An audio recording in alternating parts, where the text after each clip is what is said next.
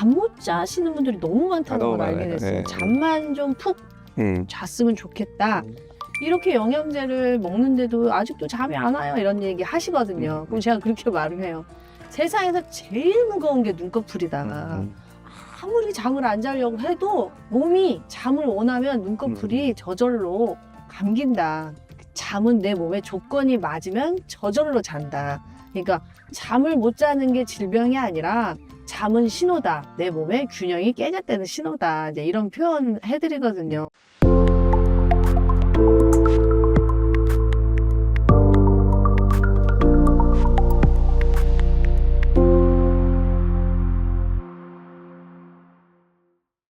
전 사실 심리학을 공부한 적도 없고 철학을 공부한 적도 없고 뭐 완전 이과생이에요. 완전히 파머시스트. 그러니까 근데 30년 동안 상담을 하면서 저절로 알게 된 게 있어요. 이 사람의 마음이 우리의 뇌에 무척 영향을 미쳐서 호르몬 컨트롤 타워인 이 시상하부에서 호르몬을 방향을 완전히 바꾸는구나. 이거를 저절로 알게 돼서 마음이 무너지면 몸도 무너진다. 이 심리적 스트레스가 암 치료에 미치는 영향에 대해서 원장님은 어떻게 생각하시나요? 관련이 있다고 생각하고 있습니다. 그런 대답은 저도 하겠습니다, 원장님. 아니 제가 할 얘기를 다 해보니까 또 하세요, 원장님. 콘텐츠 빼야 됩니다, 원장님. 아니 바뀐 것 같아. 다 얘기하고 있습니다. 정말로 중요한 얘기를 했는데 몸과 마음은 서로 관계가 있는 거예요. 심리적 스트레스를 받으면 콜티졸 나오잖아요. 네. 그 다음에 자율신경 있잖아. 오토노믹 너버 시스템. 네. 영어 좀 되네요 오늘.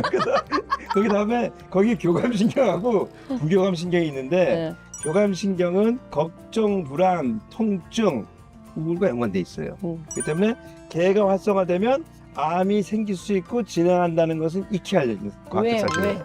그게 교감신경이 활성화되면 네네. 암세포가 왜 커져요? 스트레스를 받으면 교감신경이 흥분되잖아요. 네. 나오잖아요. 나오면 이제 뭔가 살기 위한 욕구들이 움직이는 거예요. 네. 붕괴되고 심장 박동이 빨라지고 그다음에 콜티졸이 분비되고 그죠? 그렇게 되면은 비타민 C나 나이아신 같은 게 많이 고갈이 돼요. 왜 고갈이 되죠? 걔 쓰니까 써야 돼요. 어디서 써요? 그 콜티졸 미토콘드리아 뇌에서 쓰고 다 코티솔이나 에피네프린, 그렇죠. 노르에피네프린 만드는데 당연하죠. 소모된다는 거죠? 많이 소모되고 그 다음에 일단 기본적으로 스트레스에 의한 활성산소 생기고 이게 다 연관되는 그런 논리로 많이 나오는데 활성산소가 생기면 암세포가 왜 많이 생겨요, 원장님?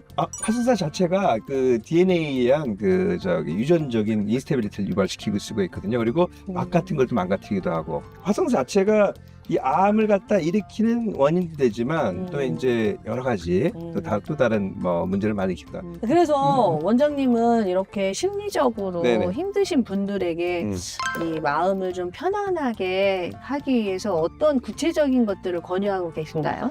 사실은 그냥 일상을 살자. 오늘 하루 열심히. 그 다음에 호흡 같은 거 좀 많이 좋아해요. 하고 걷기. 그 다음에 좋아하는 거 먹기, 좋은 사람 만나기, 그렇죠? 일단 잠을 잘 주무시는 거 저는 많이 잠 못 자시는 분들이 너무 많다는 너무 걸 알게 많아요. 됐어요. 네. 잠만 좀 푹 잤으면 좋겠다. 이런 말씀 많이 하고 잠을 못 자서 아픈 건지 아파서 잠을 못 자는 건지 수면 문제는 네. 진짜 이렇게 영양제를 먹는데도 아직도 잠이 안 와요. 이런 얘기 하시거든요. 그럼 제가 그렇게 말을 해요. 세상에서 제일 무거운 게 눈꺼풀이다. 아무리 잠을 안 자려고 해도 몸이 잠을 원하면 눈꺼풀이 저절로 감긴다. 즉 내가 자고 싶다고 자는 게 잠이 아니고 잠은 내 몸에 조건이 맞으면 저절로 잔다. 그러니까 잠을 못 자는 게 질병이 아니라 잠은 신호다. 내 몸의 균형이 깨졌다는 신호다. 네, 이런 표현 해드리거든요. 그래서 잠을 잔다는 게 그렇게 쉬운 일이 아니라는 거, 그것조차도 참 기적 같은 일이다. 내가 매일 잠을 이렇게 잘 잔다는 게 참 감사한 일이다.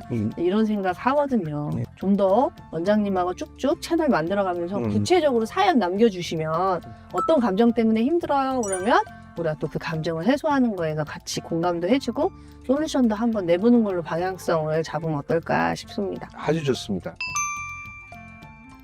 암 환자들은 늘 좀 죽음에 대한 불안과 공포에 시달리시는 것 같던데 이것들은 어떻게 도와드리고 있는지 궁금해요. 뭐 지금 얘기하신 대로 암을 진단받는 순간에 죽음을 떠올리죠. 모든 사람, 거의 모든 사람이 그렇습니다. 근데 하지만 저는 얘기하는 게 너무 멀리 보지 말자.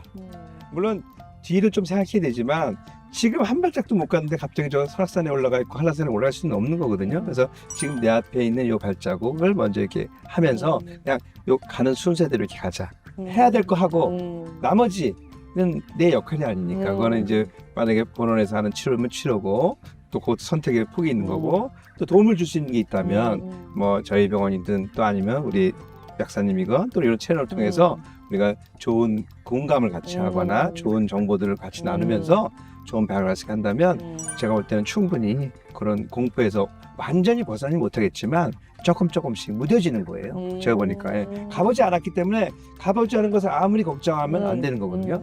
그래서 그런 환자들이 많았어요. 원장님 저 다음 달에 건강검진 하는데 걱정이래. 뭐 걱정이에요? 암이 걸릴까 봐 걱정이에요. 아버님이 암이셨대. 그래서 자 이때 결과를 보러 갔어요. 이날 암이에요. 요날 지금부터 한 달 동안 걱정을 안 하고 그날부터 암이면 그때부터 걱정하면 되잖아. 네. 좀 더 했어. 왜 한 달을? 암이 아니야.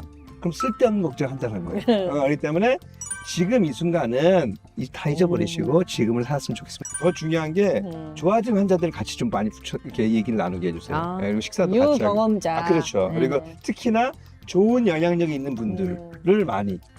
저는 그런 말씀 좀 많이 드리거든요. 태어날 때 결정하고 오셨습니까? 아니요. 이렇게 말씀하세요. 그러면 죽는 것도 우리가 결정할 수 있습니까? 아니요. 또 이렇게 말씀하세요. 태어나고 죽는 것은 인간의 영역이 아니고 신의 영역입니다. 내 죽음을 내가 조절한다는 것은 신의 영역에 도전하는 겁니다. 이런 표현을 하고 우리는 오직 살 수만 있습니다.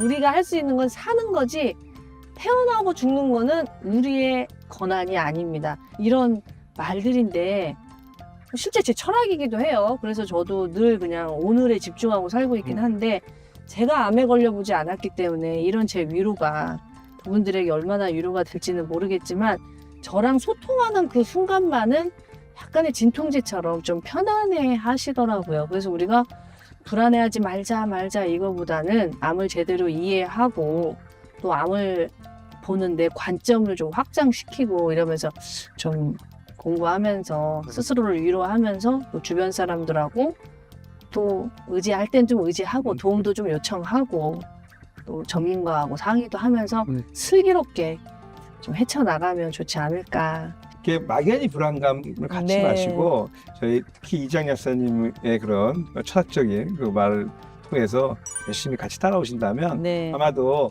큰 무리 없이 또 어려움도 헤쳐나가고 또 좋은 결과도 있지 않을까 이 하는 영상을 생각입니다. 보시는 분들 중에서 정말 궁금했는데 어디 가서도 질문을 할 수 없어서 답답했던 것, 챗 GPT에 아무리 검색해도 안 나왔던 것, 미처 주치의에게 못 물어봤던 것들, 원장님의 현장 경험과 또 저의 그 올해 상담 경험을 같이 공유하면서 이렇게 영상 만들어 나갈 테니까요. 부담 갖지 마시고 댓글 많이 달아주시면 좋겠습니다. 같이 해주실 거죠, 계속? 아유 당근이죠. 저 모른다고 구박하지 마시고. 아유 아니에요. 근데 너무 많이 아쉬워서 큰일 났어. 배운 제- 여자라고 했죠. 네 알겠습니다. 우리 암 환자분들에게 희망을 주시고 또 암에 걸리지 않도록 대한민국에 좋은 정보 주시면서 저랑 계속 좀 함께 해주셨으면 좋겠습니다. 암 환자에게 희망이 된다면 네. 뭐 어디까지라도 같이 가도록 하겠습니다. 감사합니다. 네 안녕히 계세요. 네.